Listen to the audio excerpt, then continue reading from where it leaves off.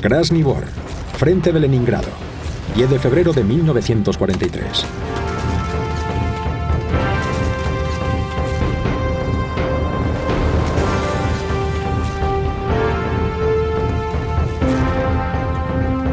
Los combates de Krasny Bor.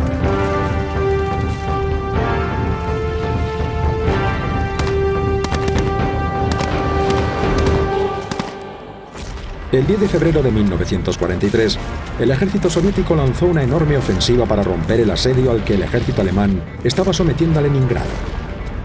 Comenzaba la operación Estrella Polar, cuyo objetivo era romper el asedio de la capital del comunismo y embolsar al ejército norte alemán y destruirlo. Más de 44.000 soldados rusos, apoyados por una enorme masa artillera y más de 100 carros de combate, se lanzaron sobre un frente defendido por apenas 5.000 hombres. Comenzaba la batalla más importante de toda la historia de la División Azul en el frente ruso.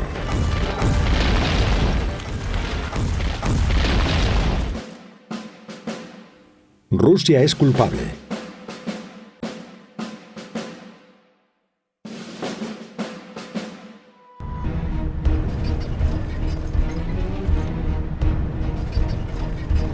El verano de 1941, el ejército alemán rompió los acuerdos existentes entre Hitler y Stalin, que habían servido para el reparto de Polonia en 1939, al comienzo de la Segunda Guerra Mundial. El Tercer Reich invadió Rusia.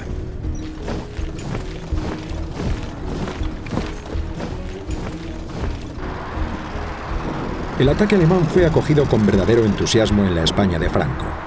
Hacía poco más de 2 años que había terminado la guerra civil, y en el bando vencedor existía un generalizado y fuerte odio hacia la Unión Soviética por su importante y decidido apoyo al bando republicano.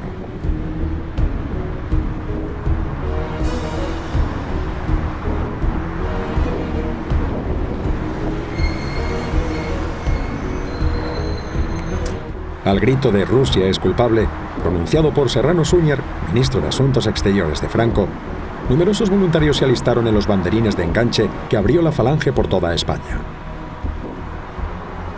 Una ola de entusiasmo se extendió con rapidez, desbordando todas las previsiones. Alistarse daba la oportunidad de combatir al comunismo soviético en el lejano frente ruso, de hacer carrera militar y de participar en el mayor conflicto armado del siglo XX.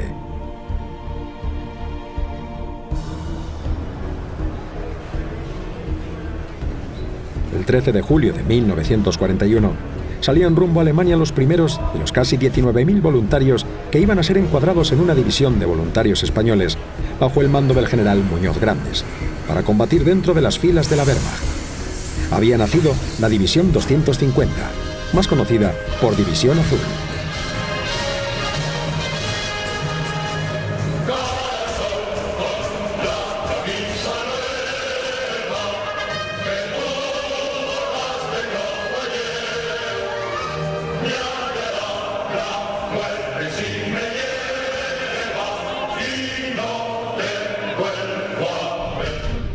En convoyes ferroviarios cruzaron los voluntarios españoles la frontera francesa por Irún, con destino al campo de instrucción de la Wehrmacht, situado en Grafenborn, al sur de Alemania. Los divisionarios fueron concentrados allí para su organización y entrenamiento, para, tras un mes intensivo de instrucción, prestar juramento de fidelidad a Hitler, como jefe de las Fuerzas Armadas alemanas, en su lucha contra el comunismo internacional y salir para el frente.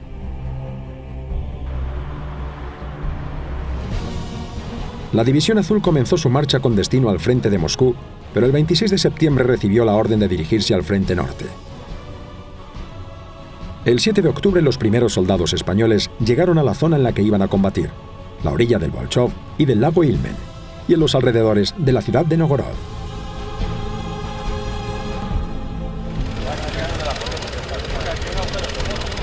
El 12 de octubre, día de la Hispanidad, la división ya estaba en la línea de combate. Solo 110 días después del Rusia es culpable, pronunciado por Serrano Suñer el 24 de junio de aquel mismo año en la calle Alcalá de Madrid.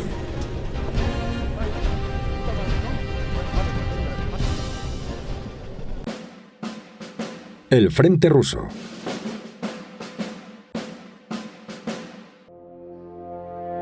Los alemanes pensaban que Moscú y Leningrado caerían en sus manos con facilidad.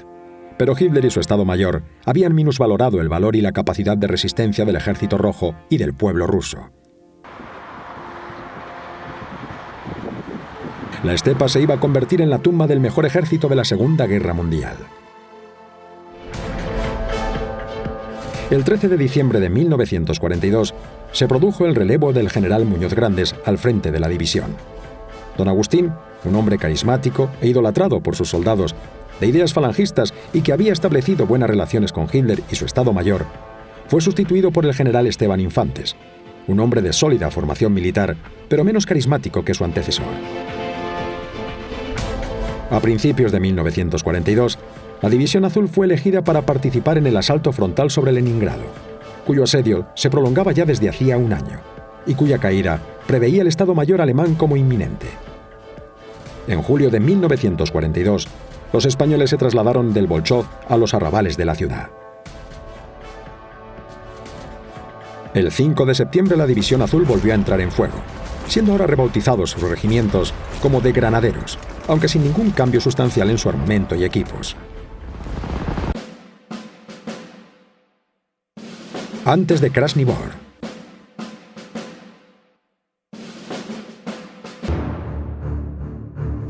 A comienzos de febrero de 1943, el general Lindemann, jefe del 18 Ejército alemán, informó a los mandos españoles de que los rusos preparaban un nuevo intento de romper el cerco de Leningrado.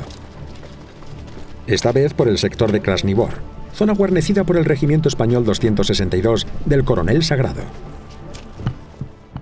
La operación Estrella Polar se componía de dos ataques coordinados, el primero desde los arrabales de Leningrado, desde Kolpino, centrado el ataque en el trozo de frente defendido por los españoles, concretamente en el sector del Regimiento 262 del Coronel Sagrado.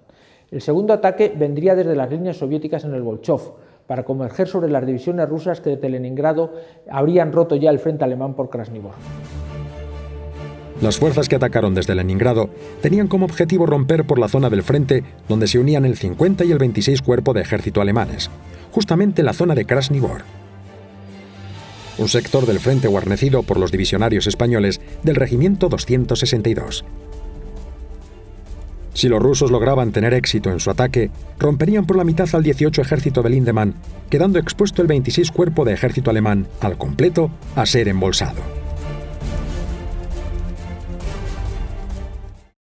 En el centro, prácticamente en el fondo del saco, estaba el 269 y a la derecha del dispositivo estaba el 262, prácticamente frente a una entidad de verdadera envergadura en el orden poblacional, que era Kolpino. Kolpino era un pueblo de importancia completamente industrial, fábricas de tractores, etcétera, e incluso una fábrica de papel. Ese sector, de una veintena de kilómetros escasos, tenía dos cursos de ríos, el Isora y el Eslavianca. El Eslavianca era el límite nuestro, del 263. Luego después estaba el Isora, y luego después ya empezando ahí contigo.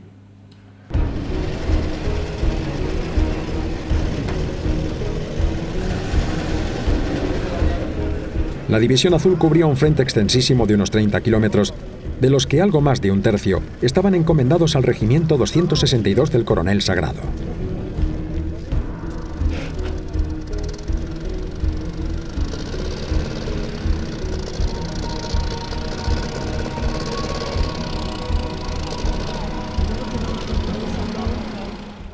Según la planificación original, la división española debía sustituir a una división alemana, ocupando sus tres sectores de regimiento, lo que habría permitido un despliegue ortodoxo, con 2 batallones en línea y un batallón en reserva para cada regimiento.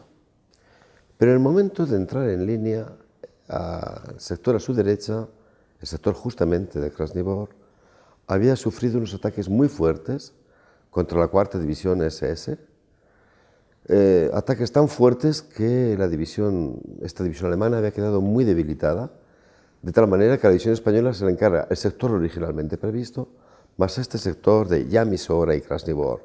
Es decir, en vez de relevar a 3 regimientos alemanes, está relevando, de hecho, a 4 regimientos alemanes. Las defensas españolas, heredadas de los alemanes, eran muy deficientes. La línea del frente de los regimientos 263 y 269 eran prácticamente rectilíneas, de oeste a este, mientras las posiciones del frente del 262 tenían forma de U, lo que acentuaba la falta de profundidad de sus líneas, estando en el fondo de la cuba el pueblo de Krasnivor, flanqueado por la carretera y el ferrocarril de Leningrado a Moscú.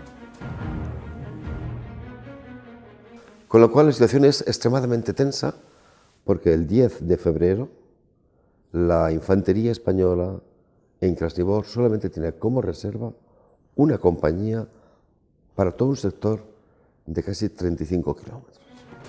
En febrero, el campo de batalla en los arrabales de Leningrado era una pesadilla de frío y hielo. Recordaba el general Esteban Infantes. Hay que tener en cuenta que los hielos habían endurecido el suelo en tal forma que no era posible clavar el pico si previamente no se habían colocado planchas al rojo para ablandarlo. La construcción de refugios, trincheras y demás obras de fortificación era poco menos que imposible, y por tanto, no es de extrañar que nuestros zapadores no pudieran fortalecer la línea en la manera deseada. Y también la carretera allí estaba tapiada, ya, o sea, tenía una empalizada y de ahí ya más abajo era imposible ir de día. De noche sí, de noche la infantería, claro, estábamos a 300 metros de la primera línea. Entonces de noche sí la gente iba y venía, pero de día no circulaba absolutamente nada.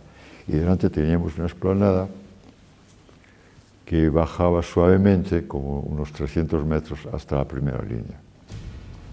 Y esa era la situación geográfica.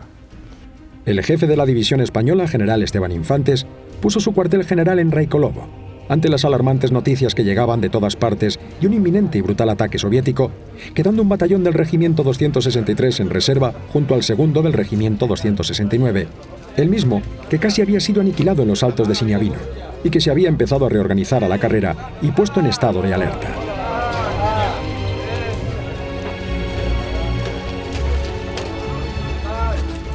Krasnivor es la batalla por excelencia de las armas españolas en Rusia. Y así se ha vivido por todos los divisionarios, no solamente por los que intervinieron directamente en la batalla. Es decir, de hecho, en todas las hermandades divisionarias, desde su creación hasta la actualidad, la fecha señera es Krasnivor. El 10 de febrero de todos los años es cuando todos los camaradas de la División Azul se reúnen para rezar, para recordar. ¿Por qué? Porque es que las cifras también son elocuentes. La quinta parte de los muertos de la División Azul se produce en aquellas horas de Krasnivor, o sea, en unas pocas horas, en una mañana murieron más de 1000 españoles. Es decir, por eso Krasnivor está inserto en la memoria divisionaria. Las fuerzas atacantes soviéticas.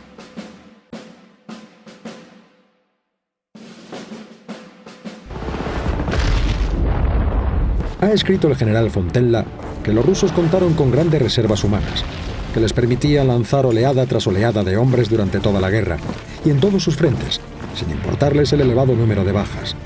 No en vano, tuvieron más de 20 millones de muertos durante la guerra. El frente de Leningrado asignó la misión de atacar Krasnivor al 55 ejército ruso, que contaba con unos efectivos de 45.000 hombres.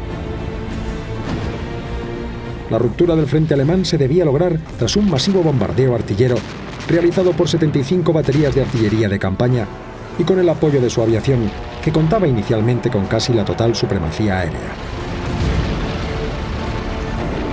Los artilleros soviéticos dispararon 35.000 proyectiles al comienzo del ataque y 5.000 proyectiles más después de las 14 horas para impedir el estancamiento de sus unidades lanzadas al ataque. En estas cifras no se incluyen morteros, piezas antitanque y los órganos de Stalin. El día 9 de febrero del año 1943 me llamó el capitán, me dice: Salamanca, tienes que ir a hacer un reconocimiento a vanguardia a ver qué ves en las líneas enemigas. Yo cogí 2 soldados, que siempre salían voluntarios los mismos, nos fuimos los 3. Cuando llegué allí casi me asusté, porque aquello era, bueno, un desorden tenían tal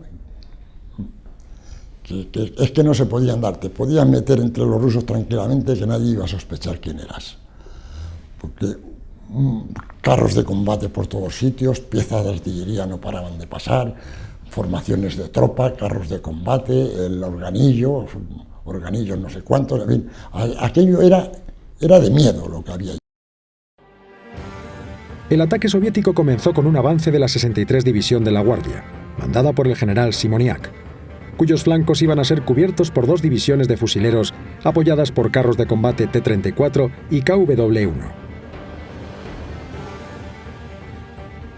Tras la ruptura del frente español, las divisiones del general Krasnov, situadas a retaguardia de las divisiones de Simoniak y que incluían muchas unidades de esquiadores, debían penetrar por la brecha abierta en las trincheras de los divisionarios, sobrepasar Krasnivor y luego girar al este, hacia Nikolskoye, lo que le habría permitido coger por retaguardia los restos de la 4ª División SS. Con esta maniobra, toda esa parte del frente alemán habría desaparecido, produciéndose una brecha imposible de taponar. Mientras tanto, las divisiones rusas al otro lado del Volchov, tras romper esta parte del frente alemán, avanzarían hasta llegar a la línea ferroviaria de Sablino-Almagh, donde se uniría con las fuerzas de Simoniak y Krasnov, creando una gran bolsa en la que quedaría encerrado todo el 26 Cuerpo de Ejército alemán. Por mi canción la gloria va por los caminos del adiós. En Rusia están los camaradas de mi división. Cielo azul a la estepa desde España llevaré. Se fundirá la nieve al avanzar mi capitán. Vuelvan por mí el martillo al taller, la hoz al trigal, y llenan sol las flechas en el ar, para ti, que mi vuelta alborozada de esperar, entre el clamor del clarín inmortal. En la distancia queda el gozo del hogar, con aires de campana, vuelo de la paz, resuenan los tambores, Europa rompe albores, aligerando nubes con nuestro caminar. Con humo de combate yo retornaré, con cantos y paisajes que de allí traeré. Avanzando voy para un mundo sombrío, llevamos el sol. Avanzando voy para un cielo vacío, llevamos a Dios. Por mi canción la gloria va por los caminos del adiós. En Rusia están los camaradas de mi división. Cielo azul a la estepa desde España llevaré. Se fundirá la nieve al avanzar mi capitán. Vuelvan por mí el martillo al taller, la hoz al trigal, y llenan sol las flechas en el ar, para ti, que mi vuelta alborozada de esperar, entre el clamor del clarín inmortal.